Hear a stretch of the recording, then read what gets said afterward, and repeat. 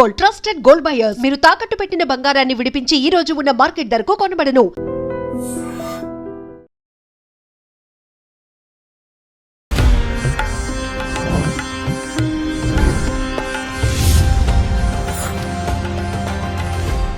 నమస్తే, welcome to I dream. నేను ఉదయశ్రీ. త్రివర్ణ గురుపీఠం హీలింగ్ కర్మ గైడింగ్ సోల్ వ్యవస్థాపకురాలు డాక్టర్ హరిత గోగినేని గారితో మనం ఉన్నాం, మాట్లాడదాం.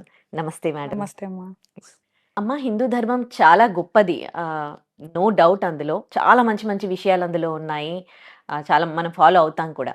కానీ అందులో నాకు ఒక డౌట్ ఏంటంటే, మన ధర్మంలో ఎందుకు అగ్రవర్ణాలు అణగారిన వర్ణాలు అని విభజించారు? ఇవాళ వేరే మతం వాళ్ళు వచ్చి ఇప్పుడు హిందూ ధర్మంలో నుంచి ఉన్న వాళ్ళని వాళ్ళ మతంలోకి మార్చుకుంటున్నారు అని అంటే, ఇక్కడ మన మతంలో ఉన్న లోపాల వల్లే కదా. ఆ ఛాన్స్ ఇచ్చింది ఎవరు? నేను అంటే మీ అంత నాలెడ్జ్ నాకు లేకున్నా కానీ నేను కూడా మహాభారతం చూశాను. అక్కడ కర్ణుడు ఎట్లా సఫర్ అయ్యాడు, కర్ణుడు ఎలా పెరిగాడు, ఆయనకు వచ్చిన విద్యలని ఎందుకు ప్రదర్శించలేకపోయాడు, ఇవన్నీ కూడా నాకు అలా అనిపించేది అనమాట. ఆ ఛాన్స్ ఇచ్చింది ఎవరు? ఏది? ధర్మమే కదా అని. చాలా మంచి క్వశ్చన్, బట్ చాలా పెద్ద సబ్జెక్ట్. దీనికైతే నేను నాకు తెలిసిన జ్ఞానంతో నేను సమాధానం చెప్తాను. మేబీ కొంతమందికి నచ్చొచ్చు, నచ్చకపోవచ్చు. బట్ మనం ఇక్కడ కూర్చుంది వాస్తవాలు మాట్లాడుకోవడానికి తప్ప అపోహల మధ్య బతకడానికి కాదు. కాబట్టి నువ్వు చెప్పింది కరుణుడు ఏదైతే ఉందో నాకు ఎప్పుడు చాలా సాడ్గా అనిపిస్తుంది. కానీ కరుణుడికి ఉన్న శాపాల వల్ల తన కర్మానుసారం తను అనుభవించాడు, అంతే తప్ప కులానుసారం కాదు. అర్థమైందా? తనకి శత్రువులు ఉన్నారు, మిత్రువులు ఉన్నారు. కాబట్టి తన కర్మానుసారం ఎక్కడ శత్రువులు ఉండాలి, ఎక్కడ మిత్రువులు ఉండాలి అనేది తనకి జరిగింది. నువ్వు చెప్పినట్లు తనకి రక్త సంబంధం లేదు, మిత్ర సంబంధం ఉంది. అది ఆయన కర్మ. సో ఆ కులాలు అనేది అక్కడతో మనం పోల్చుకోకూడదు, ఏదో మనకి ఉన్న దాని మీద మనం పెట్టుకోకూడదు. అది పక్కన పెట్టేస్తే, నాన్న కులాలు అనేది వచ్చింది ఎట్లాగంటే వృత్తిపరంగా వచ్చింది. మన శాస్త్రంలో నువ్వు చూసుకుంటే, నేను చదివిన వేదిక శాస్త్రంలో మనం చూసుకుంటే వృత్తిపరంగా మనకి విభజించారు. అంటే ఇప్పుడు మనం ఒప్పుకోవాల్సిన విషయం ఏంటంటే, ఇప్పుడు ఒక 100 మంది ఉన్నారు. 100 మంది కూడా మేధస్సు ఒకేలాగా ఉండదు కదా. కొంతమందికి ఎక్కువ ఉంటుంది, కొంతమందికి తక్కువ ఉంటుంది, కొంతమందికి ఇంకా తక్కువ ఉంటుంది. అలాగా మనకి భాగాలుగా చేసి విభజించడం జరిగింది. మనుషులు చేసింది ఇదంతా, భగవంతుడు చేసింది కాదు. భగవంతుడు మనిషిని సృష్టించాడు, మిగతా ఆయన సృష్టించుకుంది మనిషే. ఇక్కడ మనకి ఫస్ట్ ఏమని సృష్టించారు? బ్రాహ్మణులు అంటే పూజలు చేసేవాళ్ళు గాని, ఇలాగా వేదాలు చెప్పేవాళ్ళు గాని, స్కూల్ అంటే టీచర్స్ లాగా అప్పట్లో విద్యను నేర్పించే వాళ్ళు గాని, అంటే ఎక్కువ ఆ మేధస్సు ఉన్న వాళ్ళందరినీ బ్రాహ్మణులు అని పెట్టారు. క్షత్రియులు ఏదైతే ఉందో ఒక వీరత్వంతో పోరాడతారో, యుద్ధాలకు వెళ్తారో, కాపాడతారో, అంటే బార్డర్లో ఉండే మన సోల్జర్స్ లాగా వాళ్ళని క్షత్రియులు అని పెట్టారనమాట. అలాగే శూద్రులు అని పెట్టారు, అంటే ఒక రకమైనది. దాని తర్వాత వ్యాపారులు, వైశ్యాస్ అని పెట్టారు, అంటే వ్యాపారం చేసే వాళ్ళని వైశ్యాస్ అని. తర్వాత ఇంకా ఉంటాయి కదా, మన దగ్గర అన్ని ఉంటాయి కదా. ఈ రోజు మనం అది గర్వంగా మాట్లాడుకోవాలి. శూద్రులు అంటే ఏంటి అంటే వాళ్ళు చిన్నతనం కాదు, పాపం వాళ్ళకి మేధస్సు లేదు, శరీరంతో చేసే పనులు ఉంటాయి చూసావా, అది శూద్రులకి ఇచ్చారు. అంటే తెలివి ఏమీ లేకుండా కూడా, వీరత్వం లేకుండా చేసే పనులకి శూద్రులు ఇచ్చారు. ఇలాగా 4 వర్ణాలు ఉన్నాయమ్మా మన దగ్గర. ఆ తర్వాత మనకి ఎప్పుడైతే కొన్ని బర్త్ క్వాలిటీస్ ఉంటాయి, దాని తర్వాత వచ్చే అన్ని కూడా మనం ఉండే క్వాలిటీస్ని బట్టి మారుతూ ఉంటుంది. సో మనకి ఏదైతే కులం అనేది విభజన జరిగిందో ఒకప్పుడు, very very very long back ఎప్పుడైతే మనకి జరిగిందో, అది వృత్తిపరంగా మనుషులు ఒక క్వాలిటీస్ పరంగా జరిగింది తప్ప ఇప్పుడున్న కులం అనేది మనం సృష్టించింది, లేదంటే మన శాస్త్రం నుంచి వచ్చింది కాదు. ఫస్ట్ ఆఫ్ ఆల్ అది అర్థం చేసుకోవాలి. దాని తర్వాత ఏమైందంటే అక్కడ నుంచి అంతా స్ప్లిట్ అయిపోయారు అనమాట, రకరకాలుగా పెట్టుకున్నారు. ఎప్పుడు జరిగిందంటే ఇది మేజర్ గా జరిగింది ఎప్పుడంటే బ్రిటిష్ వాళ్ళు వచ్చినప్పుడు జరిగింది. బ్రిటిష్ వాళ్ళు వచ్చినప్పుడు ఏం చేశారంటే వీటిని మళ్ళీ ఇంకా కొన్ని భాగాల కింద విభజించారు. కమ్మ, కాపు, రెడ్డి ఇట్లాగా పేర్లు పెట్టారు. నువ్వు వెళ్ళి చరిత్ర వెనక తిరిగి చూసుకుంటే అవి కూడా వృత్తి పరంగానే పెట్టారు తప్ప మనుషుల పరంగా పుట్టలేదు. అమ్మ ఒక్కటే కులం మనందరికీ, మానవ కులం. ఫస్ట్ ప్రతి ఒక్కరు గుర్తించుకోవాల్సింది, మూర్ఖులు వీళ్ళంతా. ఎక్కడి నుంచి వచ్చింది నీ కులం? పుట్టింది మనిషి, దేవుడు పుట్టించింది ఎవరు? అసలు నిజంగా దేవుడిని నమ్మేవాళ్ళు కులం మాట్లాడరమ్మా, గుర్తుపెట్టుకో. నిజంగా దేవుడిని నమ్మేవాళ్ళు మతాల గురించి, కులాల గురించి మాట్లాడరు. సో హిందుత్వంలో పుట్టాం కాబట్టి దాన్ని గౌరవించండి, వేరే మతాన్ని కించపరచొద్దని చెప్తా నేను. నీ మతాన్ని గౌరవించుకో, అలానే వేరే మతాన్ని కించపరచొద్దంట. వేరే మతాలకైనా అదే చెప్తా, నీ మతాన్ని నువ్వు గౌరవించుకో, వేరే వాళ్ళని కించపరచొద్దని చెప్తా. ఎందుకంటే ఎలాగ తల్లిని మనం గౌరవిస్తామో ఎలాగ ప్రతి తల్లిని మనం గౌరవిస్తామో అలాగే మనం ఒక మతంలో పుట్టాం కాబట్టి అందులో సాంప్రదాయంలో మనకు అలవాటు కాబట్టి మనం గౌరవించుకోమంటున్నా, కానీ పద్దాక పూసుకొని పులుముకొని మాట్లాడమంటలే దాని గురించి. పాటించండి ఫస్ట్. నువ్వు అన్నట్లు మనోళ్ళు అసలు పాటించకుండా మాట్లాడతారు. ఎవరు పాటిస్తున్నారమ్మా మాట్లాడేవాళ్ళు? హిందువులు అని చెప్పుకుని తిరిగే వాళ్ళు ఎంతమంది పాటిస్తున్నారు చెప్పు? అవును. నేనేమంటున్నానంటే ప్రతి మనిషిని నేను ఏదైతే చేయాలనుకుంటున్నానో ఈ గురుపీఠం పెట్టిందే మనిషిని మేల్కొల్పటానికి, కులాలకి మతాలకి అతీతంగా. నువ్వు నా దగ్గరికి వచ్చినప్పుడు నేను ఎప్పుడు నీ కులం ఏంటని చూడనమ్మా, నీ మతం ఏంటో నాకు అనవసరం, నీ సమస్య ఏంటి, నేను ఒక మనిషిగా నేను నీకేం చేయగలను, ఇది మాత్రమే చేస్తాం. వైద్యులు అదే కదమ్మా చేస్తారు. నీ కులాలు బట్టి మతాలు బట్టి నీకు ట్రీట్మెంట్ ఇస్తారా? మిగతా వాళ్ళకి ఎందుకు? మిగతా విషయాల్లో ఎందుకు?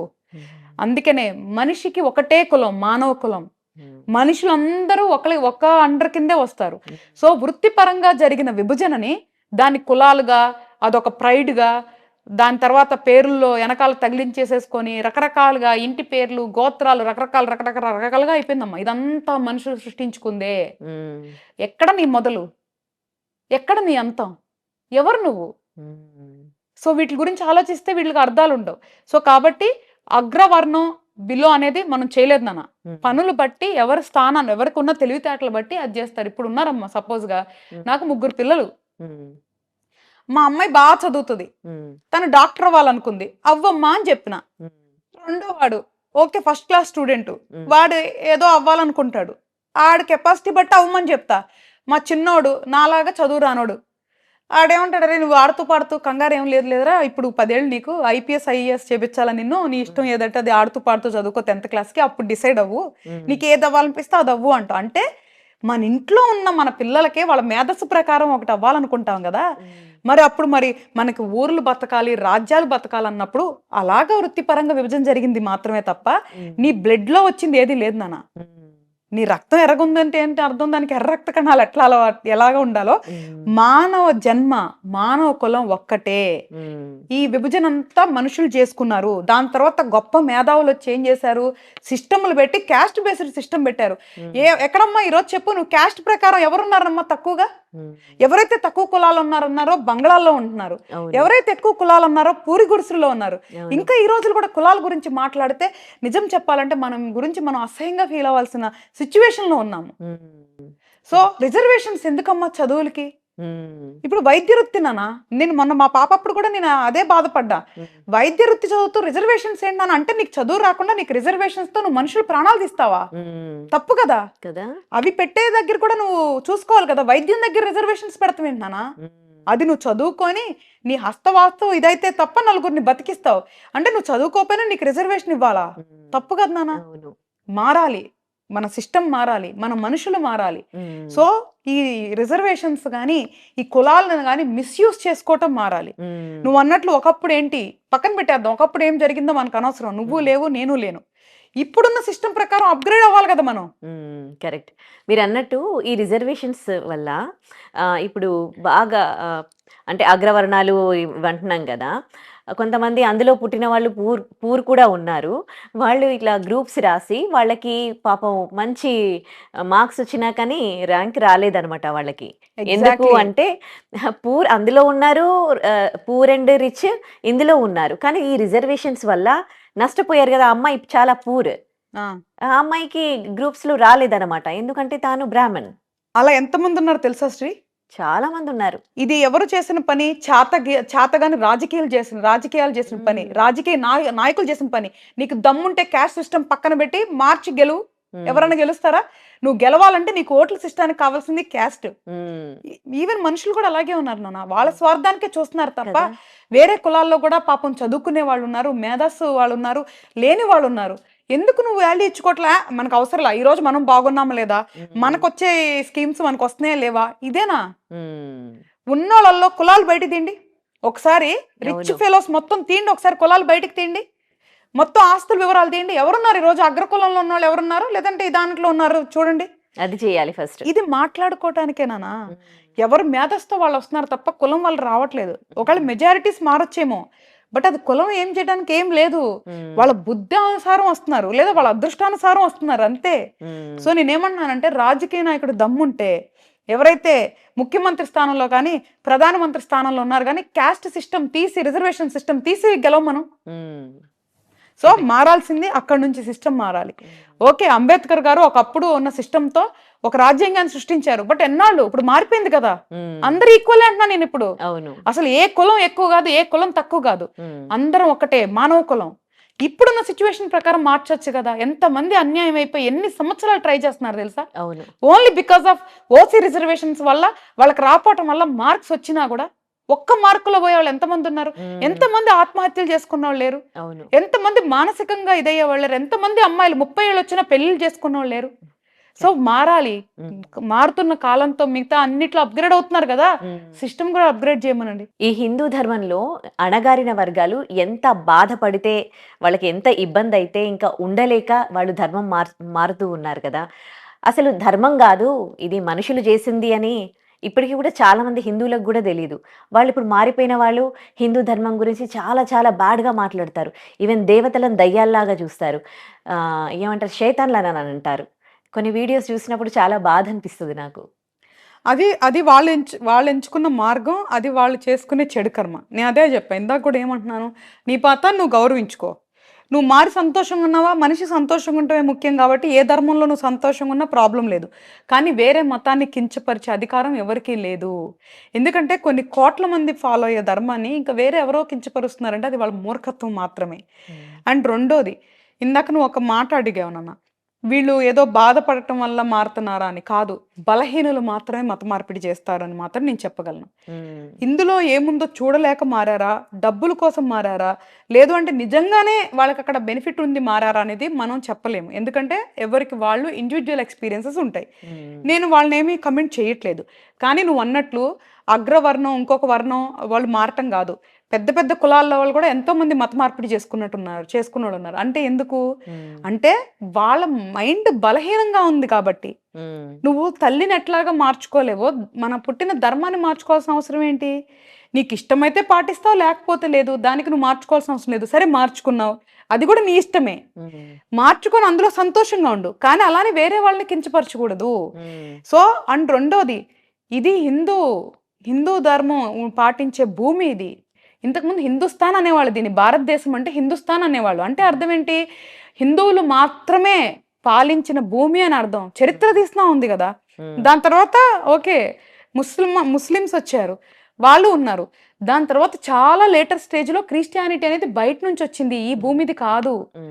కానీ నువ్వు చూస్తే హిందువుల్లో నిజంగా చూస్తే ఎప్పుడు కూడా వేరే కులాల గురించి పట్టించుకుంటారేమో తప్ప వేరే మతాల గురించి ఎప్పుడు కూడా కించపరిచి మాట్లాడరు. ఎక్కడ కూడా నువ్వు ఏ గుడికి వెళ్ళినా కూర్చోబెట్టి వేరే మతాలని కించపరిచి మాట్లాడరు. కానీ వేరే వాళ్ళు ఎందుకు మాట్లాడుతున్నారు? నీ మతాన్ని నువ్వు అభివృద్ధి చేసుకోవాలనుకుంటే చేసుకో, వేరే వాళ్ళు ఎందుకు కించపరుస్తున్నావు? నిన్ను ఇంట్లో మీ అమ్మ నాన్న వాళ్ళు ఉంటారు కదా, అరే ఏంద్రా ఇట్లా పుట్టినావు నువ్వు, వాళ్ళ ఇంట్లో అబ్బాయి బాగున్నాడు కదా అని చెప్పి కించిపిచ్చి మాట్లాడితే నీకు మనసుకి కష్టం అనిపించదా? అమ్మ ఏందమ్మా నువ్వు ఇట్లా ఉన్నావు, ఏ ఉన్నోళ్ళకు పుట్టుంటే బాగుండేది కదా అమ్మ అని చెప్పి పద్దాక మాట్లాడుతుంటారా? ఇంకో విషయం ఏంటంటే, ఇక్కడ మతం మార్చుకున్న వాళ్ళే, హిందూ ధర్మం నుంచి బయటికి వెళ్ళి వేరే మతంలో జాయిన్ అయిన వాళ్ళే ఇలా హిందూ ధర్మాన్ని కించపరుస్తారు, హిందూ దేవుళ్ళని తిడుతూ ఉంటారు. మీరు అదే వేరే విదేశాలలో తీసుకోండి, వాళ్ళు ఎంత బాగా అసలు ప్రేజ్ చేస్తారు మన దేవుళ్ళని. అద్భుతమైన ఎగ్జాంపుల్ చెప్పావు. అదే మన మన మన వాళ్ళకి బయట వాళ్ళకి తేడా. మన వాళ్ళు అజ్ఞానులు, దానివల్ల ఇలాగ మాట్లాడి ఇలాగ అహానికి పోయి మాట్లాడుతున్నారు. మతం మార్చుకోవటమే ఒక కర్మ, అక్కడికి వెళ్ళిన తర్వాత మళ్ళీ నీ మతాన్ని కించపరచడం ఇంకొక చెడు కర్మ. నీకు సంతోషమైన పని చేయి, నేను మార్చుకోవద్దు ఉండొద్దని నేను చెప్పను. ఎందుకంటే ప్రతి మనిషికి వాళ్ళకి నచ్చినట్లు బతికే హక్కు ఉంది. వేరే వాళ్ళు బాధ పెట్టకుండా ఏం చేసినా కూడా న్యాయమే, ధర్మమే. ఇది వద్దు, ఇక్కడ సంతోషంగా లేవు, వెళ్ళావా సంతోషంగా ఉండు, కానీ కించపరచొద్దు. ఇప్పుడు నువ్వు చెప్పినట్లు ఫారినర్స్ వాళ్ళు ఎక్కడో వాళ్ళకి తెలిసింది ఒకటే మతం, వాళ్ళకి మనలాగా 4-5 కులాలు మతాలు కూడా లేవు. కానీ మన ధర్మాన్ని గౌరవించి మన దగ్గరికి వచ్చి ఎన్నో గుళ్ళకి మన దగ్గర తిరిగి ఎంతో మంది ఫాలోవర్స్ అవుతున్నారు. గర్వపడు, కించపరచు మాకు. నేను అదే అన్నా, ఎవరి మతాన్ని వాళ్ళని గౌరవించే అధికారం వాళ్ళకు ఉంది, కానీ వేరే మతాన్ని కించపరచట అధికారం ఎవరికి లేదు. అది చెడు కర్మ, దానికి సంబంధించిన ఫలితాలు వాళ్ళు అనుభవించాల్సిందే. నాకు ఇంకో విషయం కూడా అర్థం కాదు ఏంటంటే, బ్రిటిష్ వాళ్ళు కదా ఈ క్రిస్టియానిటీ తీసుకొచ్చింది. వాళ్ళు అంటే క్రిస్టియానిటీ గురించి అంత గొప్పదైతే వాళ్ళు ఇంకో దేశం మీద దాడి చేసి చెప్పిన వాళ్ళు ఏం చెప్పిందో మీకు నచ్చుతుంది. కానీ మన హిస్టరీ నచ్చట్లేదు, మన ధర్మం నచ్చట్లేదు. అసలు ఆ మతాన్ని తీసుకొచ్చిన వాళ్ళు ఏంటి, వాళ్ళెవరు అనేది ఎవరు ఆలోచించరు. ఇందాక నువ్వు అడిగావు కదా నేనే హోస్ట్ ఉండడానికి రీజన్ ఏంటి అని. ఇంత నాలెడ్జ్ ఉంది కాబట్టి నువ్వు హోస్ట్ అయ్యావు. అంటే మీలాంటి వాళ్ళతో మాట్లాడటం కూడా నా అదృష్టంగా భావిస్తున్నా. ఎందుకంటే ఇంత మంచి సబ్జెక్ట్ మాట్లాడుతున్నావు అంటే ఇది చాలా వ్యాలిడ్ పాయింట్ చెప్పావు. అప్పుడే నేను కూడా ఏదన్నా చెప్పడానికి నాకు కూడా ఆవశ్యకత ఉంటుంది. హిందూ దేశం ఉంది కదా, ఇది హిందూ దేశం అంటున్నాం కదా, అది అంటే ఏదో గర్వంగానో పొగరగానో చెప్పట్లా, మామూలుగా హిందూ దేశం అంటే భారతదేశం ఉంది కదా. హిందూ ధర్మంలో పుట్టి భారతదేశం వాళ్ళు ఎక్కడికన్నా వేరే దేశానికి వెళ్ళి వాళ్ళ బానిసలుగా చేసి పరిపాలించింది ఉందా చరిత్రలో? మరి మా ధర్మం చెప్పలేదే అట్లాగా, మా మతం చెప్పలేదే అట్లాగా. నువ్వు అన్నట్లు వేరే దేశంలో వేరే మతంలో ఉన్నోళ్ళు వచ్చి నిన్ను బానిసల్లాగా చేసి ఎంత దారుణంగా నిన్ను ఇచ్చేసారే. ఇంకా ఇక్కడే ఆన్సర్, నువ్వు అడిగిన ప్రశ్నలోనే సమాధానం ఉంది. కాబట్టి మన ధర్మం చెప్పిన పద్ధతులు వేరు. కానీ నువ్వు అన్నట్లు ఈ హిందూ ధర్మంలో పుట్టిన వాళ్ళు చాలా మంది పాటించట్లేదు. ఈ హిందూ ధర్మంలో పుట్టిన వాళ్ళు కూడా మానిస్టర్స్ ఉన్నారు, ఇందులో కూడా మృగాలు ఉన్నారు. అది మానవతా ధర్మాన్ని కోల్పోయి హిందువులందరూ నేనేం కరెక్ట్ అనట్లేదు, కానీ నువ్వు అన్నట్లు ఆ ధర్మాన్ని గనక పాటిస్తే తప్పు చెయ్యరు. ధర్మానికి కర్మకి కట్టుబడి ఉండేవాడే నిజమైన హిందూ. హిందూ ధర్మంలో పుట్టిన ప్రతి ఒక్కడు హిందూ అవడు. హిందూ ధర్మాన్ని పాటించేవాడు మాత్రమే హిందూ అవుతాడు. మన జీవితంలో జరుగుతున్న ప్రతి సంఘటన కూడా ఇది కర్మ ఫలితమా లేకపోతే దైవ సిద్ధాంతమా అండి?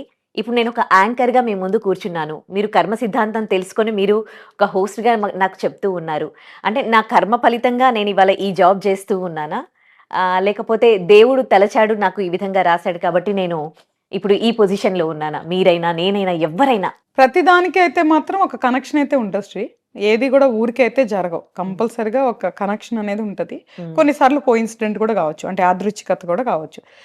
అయితే కర్మ సిద్ధాంతం అనేది దైవం సృష్టించిన ఒక సిస్టమ్. అది దైవం కర్మ సిద్ధాంతాన్ని సృష్టించేశారు, అది మనం ఫాలో అవుతున్నాం. వెరీ సింపుల్, ఇదే హైరార్కీ. దైవం, కర్మ, మనిషి, ఇది ఒక సిస్టమ్ అనమాట. సో నువ్వు అన్నట్లు ఎందుకు నీతోనే నేను మాట్లాడుతున్నానంటే అది పర్పస్. అంటే నువ్వు నా నుంచి తెలుసుకోవాల్సింది ఏదైనా ఉండుండొచ్చు, ఇది నీ ద్వారా 10 మందికి వెళ్ళాలని రాసి ఉండుండొచ్చు.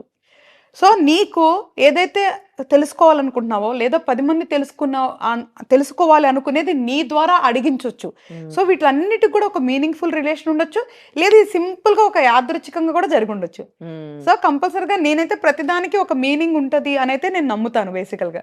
ఓకే, ఇప్పుడు మనం ఏం మాట్లాడుతున్నాం, మనం చేసే పనులు కావచ్చు, ఏదైనా సరే మనం మాట్లాడే మాటలు కావచ్చు, మన కర్మను దానికి మనకు కర్మ ఉంటుందా దానివల్ల? ఉంటది కదా. ఇప్పుడు మరి యాక్చువల్గా ఏంటంటే మళ్ళీ ఇక్కడ ఒక ఇదేంటంటే ఇది ఒక పెద్ద లూప్ అని చెప్పాను కదా. మనం మాట్లాడే ఏదైతే ఇది ఉందో ఈ భాష కానీ ఆ పద్ధతి కానీ మనకి గ్రహాల నుంచి వస్తుంది. అంటే మన గ్రహాలు సపోజ్గా సెకండ్ హౌస్ స్పీచ్ రిప్రజెంట్ చేస్తుంది. ఆ రెండో ఇంటికి అధిపతి ఏ గ్రహం ఎలా ఉన్నారు అనే దాన్ని బట్టి మన మాట తీరు ఉంటది, మనం మాట్లాడేది ఉంటది. అంటే కొంతమంది దురుసుగా మాట్లాడతారు, కొంతమంది చెడు మాటలు మాట్లాడతారు, కొంతమంది బూతు మాటలు మాట్లాడతారు, కొంతమంది మంచి మాటలు మాట్లాడతారు, కొంతమంది ఓన్లీ దైవం గురించి మాట్లాడతారు, ఇప్పుడు కొంతమంది ధర్మం గురించి మాట్లాడతారు. ఇలా మాట్లాడేదానికి కూడా ఆల్రెడీ ఫిక్స్డ్ ప్రోగ్రామే. సో ఆ గ్రహం వాళ్ళతో అలాగా మాట్లాడిస్తుంది అనమాట. అది కూడా కర్మానుసారం వచ్చటం వల్లే జరుగుతుంది. ఇప్పుడు ఇక్కడ మనం కరెక్ట్ చేసుకోవాల్సింది ఏంటి, మంచిగా మాట్లాడే వాళ్ళు కరెక్ట్ చేసుకోవాల్సింది ఏం లేదు. మంచిగా మాట్లాడుతున్నారు కాబట్టి చెడుగా మాట్లాడేస్తారు కదా, వాళ్ళు కొంచెం ఆలోచించుకోవాలి. ఇది ఏదో చెడు కర్మ వల్ల నేను ఇట్లా మాట్లాడుతున్నా కాబట్టి ఈ కర్మ నుంచి నేను బయటికి రావాలి అని వాళ్ళు చెడుగా మాట్లాడటం సప్రెస్ చేసుకోవాలి. చెడు మాటలు వచ్చినప్పుడు కంపల్సరిగా షట్ డౌన్ చేసుకోవాలి వాళ్ళని వాళ్ళు. కొత్త కర్మను సృష్టించొద్దు. ఒకవేళ నీకు పాత కర్మ వల్ల నువ్వు ఇప్పుడు ఇలా మాట్లాడేదానికి నీ మైండ్ ప్రేరేపిస్తుంది కదా, కంట్రోల్ చేసుకోవాలి. అలా కంట్రోల్ చేసుకున్నప్పుడు చాలా పెద్ద అచీవ్మెంట్ ఒక మనిషికి. ఎందుకంటే ఆ కంట్రోల్ చేసుకునే పవర్ లేకే మనం ఈ లూప్లో కొట్టుమిట్టాడుతున్నాం. అది ఇక్కడ రావాలి. ఎప్పుడైతే ఇక్కడ కంట్రోల్ పవర్ వస్తుందో ఆ లూప్ని మనం బ్రేక్ చేయొచ్చు. ఇప్పుడు నేను అదే చెప్తున్నా, నేను కర్మని బ్రేక్ చేసే స్థాయికి నేను వచ్చాను అంటే నేను ప్రాక్టీస్ చేశాను, ఊరికే రాలేదు. సో అది కొన్ని సంవత్సరాలు బట్టి ఉండొచ్చు. అందుకే నేను చెప్పగలుగుతున్నాను, నేను చేసిందే చెప్తున్నా, మీరు చెయ్యగలిగిందే చెప్తున్నా. కాబట్టి చెడుగా మాటలు కానీ జరుగుతుంటాయి కదా, అప్పుడు దానివల్ల ఏమవుతుంది, ఎందుకు అది చెడు కర్మ అవుతుంది? భాష వల్ల అవ్వట్లేదు, నువ్వు మాట్లాడటం వల్ల, నువ్వు దూషించడం వల్ల ఎదుట వ్యక్తి బాధపడుతున్నారు కదా, అక్కడ ఆత్మ సోల్ ఎప్పుడైతే నీ వల్ల బాధపడుతుందో నీకు చెడు కర్మ తిరిగి వస్తుంది. కాబట్టి చెడు మాటలు మాట్లాడకూడదు. నువ్వు క్యాజువల్గా నీ ఫ్రెండ్స్తో నువ్వు సరదాగా బూతు మాటలు 100 మాట్లాడుకుంటావు, దానివల్ల నేను చెడు కర్మ వస్తే నేను చెప్పట్లా. నువ్వు నీ మాటల వల్ల ఎదుటి వాళ్ళకి బాధ కలిగింది అంటే నువ్వు చెడు కర్మని మళ్ళీ మొదలు పెట్టుకున్నావు అని అర్థం. కాబట్టి నువ్వు బాధ పెట్టేలాగా నీ మాట వస్తుంటే ఓకే, ఇది నాకున్న గ్రహం వస్తుంది, ఆ గ్రహం ఎందుకు అలా ఉంది, చెడు కర్మ వల్ల ఉంది, కాబట్టి నేను దూషించకూడదు, నాకు కోపం వచ్చినప్పుడు నేను మాట్లాడకూడదు, నన్ను నేను కంట్రోల్ చేసుకోవాలి అని చెప్పి మనల్ని మనం కంట్రోల్ చేసుకొని మనకి వాళ్ళు ఏదైతే యొక్క ఆవేశము ఇవి లెవెల్స్ కామ్ డౌన్ చేసుకున్న తర్వాత మాట్లాడితే మంచిది. ఇది ఓవర్ నైట్లో అవ్వకపోయినా ప్రాక్టీస్ చేస్తే కంపల్సరిగా అవుతుంది. ఓకే, మనం చేసే పుణ్యం పనులు కావచ్చు, ధర్మం వల్ల కావచ్చు, మన కర్మని మార్చుకోవచ్చా మనం?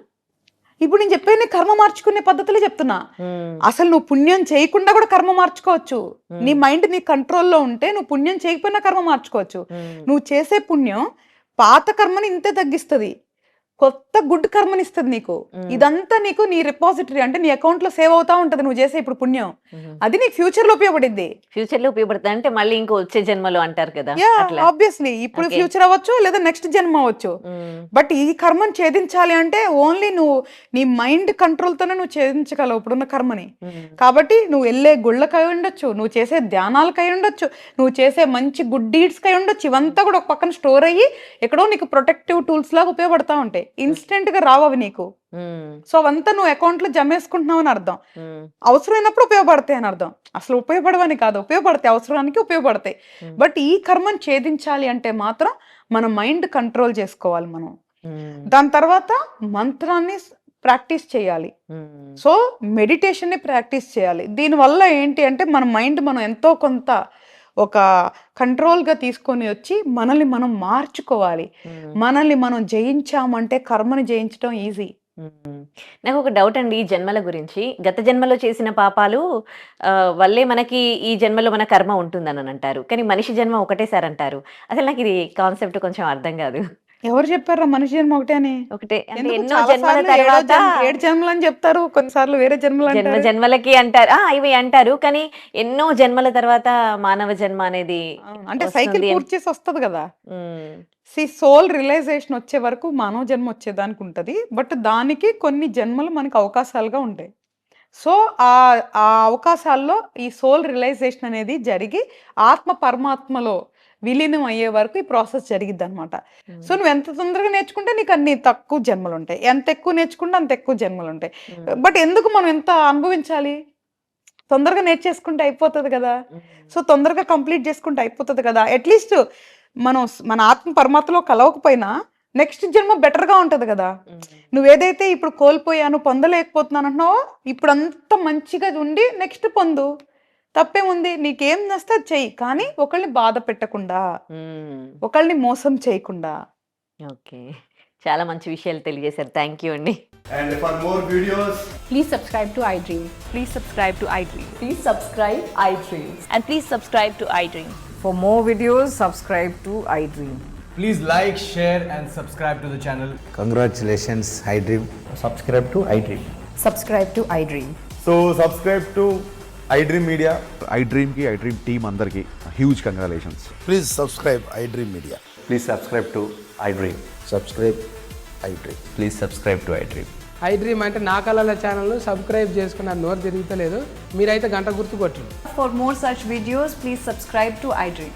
Subscribe to iDream. Please subscribe to iDream. Please subscribe iDream Media. Please do subscribe to iDream. Please subscribe to iDream Media. For best entertainment and information, please subscribe iDream. And don't forget to subscribe to iDream.